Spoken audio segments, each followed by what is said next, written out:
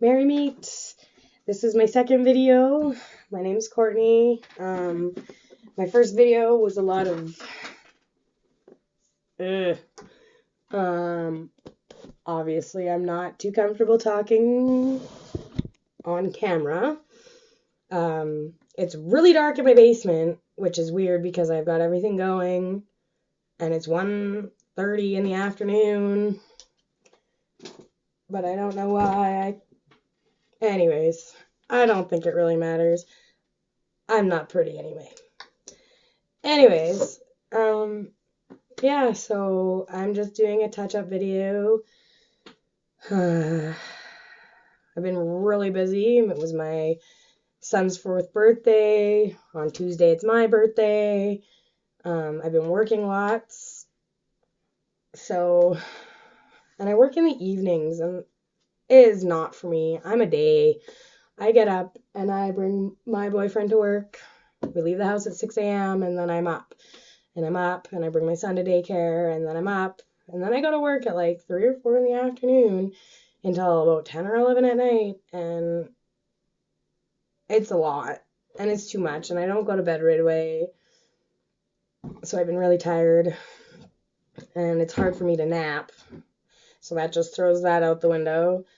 I've been watching more videos on YouTube. I've also been looking at the soaping videos. I want to start making my own soaps. I got one of those kits. Actually, do I have it right? No, it's over there. It's a kit, melt and pour. Don't like it. The actual soap it produces is dry. It dries out my skin. It's not for me. I want to go straight from oils and lye, and then with my witchiness, make special soaps, definitely, mainly now for just gifts. And I'm actually gonna make, I got this book, which also is not by me, but you know, I should have thought about this. Maybe I could have shown you, but there's always a chance for another video. Phew. So many videos. Number 2. I can see that Post-it note, and it is pissing me off. I didn't need it anymore, and it's been up for like an extra 2 weeks. It says fax evaluation. I just graduated from college, and I did a practicum, and I had to fax my evaluation, which took me about 3 or 4 weeks, because faxing is difficult to find, and also I'm going from being a student back to working, so it's not like I have very much spare money to go to Staples or whatever. Yeah, so I'm gonna start soaping, incorporating that with my herbs and my essential oils, which I do have. I just started to actually practice the craft. So before it was just books and notes and collecting. I collect. And once I find something I really like, I will just start collecting things. So anything that I have in my area, in my witchy area, I just started using. I mean, I would hold a circle now and then, but it wouldn't be to do spells, and it was just kind of to feel. And actually, while I was writing stuff for my Book of Shadows, or I'd read, a certain circle casting technique, I try it. I also don't do it in the middle of the night. I have yet to try it naked. And I don't have a cloak. So I would probably do all of those things if I could. But not right now. But yeah, I've got, this is my altar right here next to me. And since I did do a few spells, I'm writing them down now. And I got this cute little leather book quite a while ago, actually. I got it first. It was the first thing I got, and I kind of wanted it to be my Book of Shadows, but then I realized it's really little. You can't even see it. It's just got a Celtic knot on it, and it's, regular leather-bound, handmade, with a string. It was sitting empty and sitting there, and then I found this new Book of Shadows book, which is empty, and it's brand new.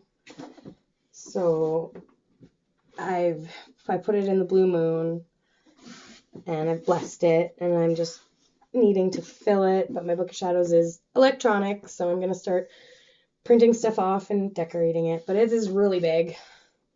Ooh, but it's not really thick. I think there was 180 pages. So it'll be nice. Anyways, so what I ended up using this little one for was my personal experiences for my spells. And I painted it, and then, let's see here. And then, I just have some blank pages, and I painted them. And then I have